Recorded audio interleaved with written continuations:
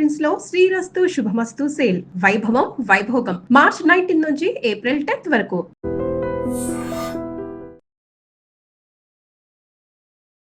అందరికీ నమస్కారం.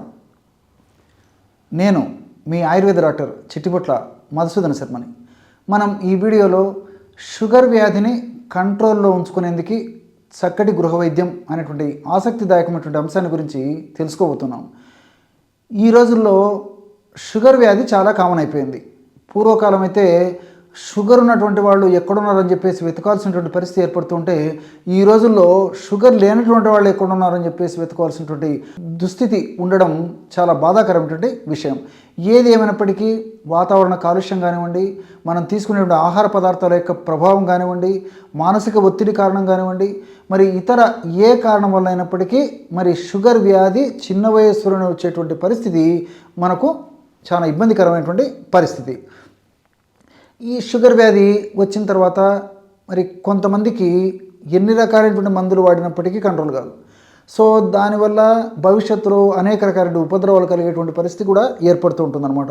అంటే వాళ్లకు అవగాహన లోపం చేత, తెలియక వాళ్ళు ఆ నియమాలు సరిగ్గా పాటించలేకపోవడం చేత కానీ, లేకపోతే ఇతర అనేక రకాల కారణాల చేత కానీ షుగర్ వ్యాధి నియంత్రణలో ఉండదన్నమాట. మరి దీర్ఘకాలికంగా షుగర్ వ్యాధి నియంత్రణలో ఉండకపోవడం చేత కొన్ని రకాలైన సమస్యలు కలుగుతాయి.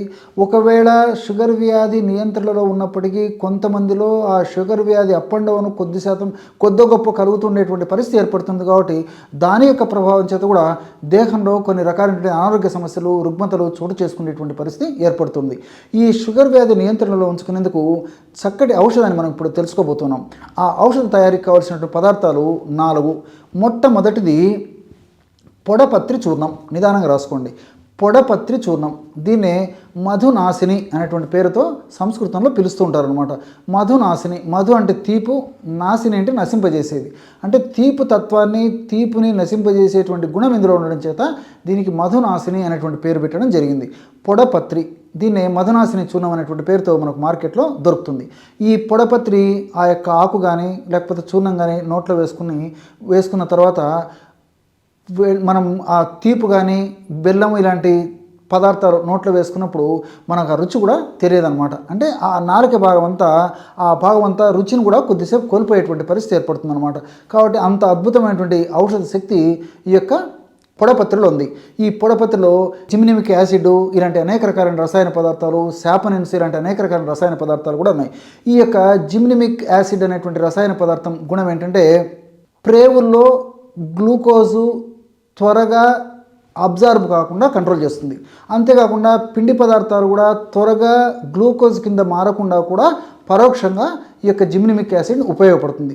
దీంతోపాటు మరొక ప్రయోజనము జిమ్నిమిక్ యాసిడ్తో పాటు ఇందులో ఉన్నటువంటి ఇతర పదార్థాల యొక్క ప్రయోజనం ఏంటంటే, ఈ సాపనెన్స్ యొక్క ప్రయోజనం ఏంటంటే ఇన్సులిన్ ఉత్పత్తిని బాగా పెంచేందుకు కూడా ఈ యొక్క సాపనెన్స్ ఉపయోగపడతాయి. కాబట్టి ఈ యొక్క షుగర్ వ్యాధిగ్రస్తుల్లో మరి కొంతమందికి ఇన్సులిన్ ఆశించిన స్థాయిలో ఉత్పత్తి కాకపోవడం చేత కూడా ఈ సమస్య కలుగుతూ ఉంటుంది. కాబట్టి షుగర్ని బాగా షుగర్కి సంబంధించి అంటే ఇన్సులిన్ ఉత్పత్తికి బాగా దోహదపడమే కాకుండా గ్లూకోజ్ త్వరగా పేగుల నుంచి అబ్జర్వ్ కాకుండా, పిండి పదార్థాలు త్వరగా గ్లూకోజ్ కింద మారకుండా కూడా ఈ యొక్క పొడపత్రిలో ఉన్నటువంటి జిమ్నిమిక్ యాసిడ్ అనేటువంటిది ఉపయోగపడుతుంది. అట్లే రెండవ పదార్థంగా ఈ పొడపత్రి చూర్ణాన్ని ఒక 50 గ్రాములు తీసుకోండి. అట్లే రెండవ పదార్థంగా కాకరకాయల యొక్క చూర్ణం. కాకరకాయలు సంవత్సరం అంతా మనకు మార్కెట్లో దొరుకుతాయి. తెచ్చుకొనేసేసి బాగా కడిగేసి శుభ్రం చేసేసి చిన్న చిన్న ముక్కలుగా తరిగేసి బాగా బాగా ఎండిపోయినటువంటి ఆ యొక్క కాకరకాయ చిప్స్ని దంచి కానీ లేకపోతే మిక్సీలో వేసి కానీ మెత్తగా చూర్ణంలాగా తయారు చేసుకొని ఆ యొక్క చూర్ణాన్ని కూడా ఒక 50 గ్రాములు తీసుకోండి. ఈ కాకరకాయలు ఉన్నటువంటి విసిసిన్ అనేటువంటి ఒక రసాయన పదార్థము, అదేవిధంగా ఇన్సులిన్ లైక్ పెప్టైడ్ అనేటువంటి రసాయన పదార్థము, ఇలాంటివన్నీ కూడా ప్రత్యక్షంగా పరోక్షంగా ఇన్సులిన్ సిక్రేషన్ బాగా చేసేందుకు ఉపయోగపడమే కాకుండా ఇన్సులిన్ సెన్సిటివిటీ అంటే ఉన్నటువంటి ఇన్సులిన్ కూడా సమర్థవంతంగా పనిచేసేందుకు కూడా ఈ కాకరకాయలు ఉన్నటువంటి ఈ యొక్క రసాయన చారంటిన్ ఇలాంటి అనేక రకాల రసాయన పదార్థాలు ఉపయోగపడతాయి. అంతేకాకుండా HbA1c అనేటువంటి ఈ యొక్క రీడింగ్ ఏదైతే ఉందో అంటే 3 నెలలకు సగటు చేసేటువంటి పరీక్ష HbA1c అని చెప్పేసి పరీక్ష చేస్తుంటారు కదా, ఆ HbA1c పెరగకుండా ఈ యొక్క కాకరకాయ ఉపయోగపడుతుంది.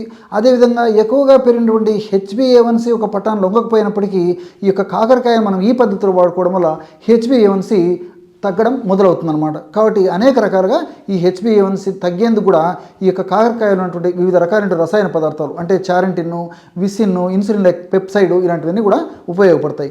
మూడవ పదార్థంగా నేరేడు విత్తనాల చూర్ణం అంటే కాకరకాయ యొక్క చూర్ణం కూడా 50 గ్రాములు తీసుకోవాలి. నేరేడు యొక్క విత్తనాల యొక్క చూర్ణం ఒక 50 గ్రాములు తీసుకోండి. ఇవి మనకు మార్కెట్లో దొరుకుతాయి అన్నమాట. ఈ జంబూ బీజ చూర్ణం అనేటువంటి పేరుతో మనకు మార్కెట్లో ఈ యొక్క పౌడర్ దొరుకుతుంది. జంబూ బీజ చూర్ణం అంటే నేరేడు విత్తనాల యొక్క చూర్ణం. దీన్ని కూడా ఒక 50 గ్రాములు తీసుకోండి. ఈ నేరేడు విత్తనాల చూర్ణాన్ని ఇందులో కలపడం వల్ల దీని యొక్క గుణం ఏంటంటే నేరేడు విత్తనాల్లో ఉన్నటువంటి రసాయన పదార్థాలు అంటే లిటియోలిన్, యాంథోసైనిన్స్ ఇలాంటి రసాయన పదార్థాలు కూడా ఈ షుగర్ వ్యాధిని చాలా చక్కగా నియంత్రించకు ఉపయోగపడతాయి. ఎలాగంటే ఈ లిటియోలిన్ అనేటువంటి రసాయన పదార్థం అనేటువంటి నేరేడును మనం ఉపయోగించడం వల్ల మనం తీసుకునేటువంటి ఆహార పదార్థాలు ఉన్నటువంటి కార్బోహైడ్రేట్స్ని త్వరగా జీర్ణం కాకుండా ఉండేందుకు ఇవి ఉపయోగపడతాయి. ఎలాగంటే మనకి కార్బోహైడ్రేట్స్ జీర్ణం కావాలంటే అమైలేజ్ అనేటువంటి ఎంజైమ్ బాగా ఉత్పత్తి కావాలన్నమాట. ఈ ఎంజైమ్ యొక్క ఉత్పత్తిని అమైలేజ్ అనేటువంటి ఎంజైమ్ యొక్క ఉత్పత్తిని తగ్గించేందుకు ఈ నేరేడులో ఉన్నటువంటి లిటియోలిన్ అనేటువంటి పదార్థం దోహదపడుతుంది. కాబట్టి ఎప్పుడైతే లిటియోలిన్ అనేటువంటి పదార్థం ఉన్నటువంటి ఈ నేరేడుని ఈ పద్ధతిలో ఉపయోగించడం వల్ల అది మన జీర్ణ వ్యవస్థలో అంటే ప్రేవుల్లో ఈ యొక్క అమైలేజ్ అనేటువంటి ఎంజైమ్ యొక్క ఉత్పత్తిని తగ్గించడం వల్ల కార్బోహైడ్రేట్ జీర్ణం కాకుండా బయటకు విసర్జింపబడతాయి. కాబట్టి షుగర్ బాగా కంట్రోల్లో ఉండేందుకు, షుగర్ మరీ పెరగకుండా ఉండేందుకు కూడా చాలా చక్కగా ఉపయోగపడుతుంది అనమాట. అదేవిధంగా ఈ యాంథోసైనిన్స్ అనేటువంటి రసాయన పదార్థం గుణం ఏంటంటే ఈ ప్రేవుల్లో ఇంక్రెటిన్స్ అనేటువంటి రసాయన పదార్థాలను బాగా ఉత్పత్తి ఎక్కువ చేస్తాయి. ఇంక్రెటిన్స్ అనేటువంటి రసాయన పదార్థాలు ప్రేగుల్లో బాగా ఉత్పత్తి అయినప్పుడు ఆ యొక్క ప్రభావం చేత ప్యాంక్రియాస్ను అవి ప్రేరేపింపజేసి ఇన్సులిన్ బాగా ఉత్పత్తి అయ్యేందుకు ఈ యొక్క యాంథోసైనిన్స్ ఉపయోగపడతాయి. ఈ విధంగా ఈ యొక్క నేరేడు విత్తనాలు ఈ విధంగా ఉపయోగపడతాయి. అదేవిధంగా మెంతులు, నేరేడు విత్తనాల చూర్ణం కూడా ఒక 50 గ్రాములు తీసుకోవాలి. చివరగా మెంతులను కాస్త వేయించేసేసి చూర్ణంలాగా తయారు చేసుకుని మెంతుల చూర్ణాన్ని ఒక 50 గ్రాములు తీసుకోవాలి. ఈ యొక్క మెంతుల్లో కూడా సాపోనిన్స్, అదేవిధంగా ఆల్కలాయిడ్స్ ఇలాంటి అనేక రకాల రసాయన పదార్థాలు కూడా ప్రత్యక్షంగా పరోక్షంగా ఈ షుగర్ వ్యాధిని నియంత్రణలో ఉంచడం చాలా చక్కగా ఉపయోగపడతాయి.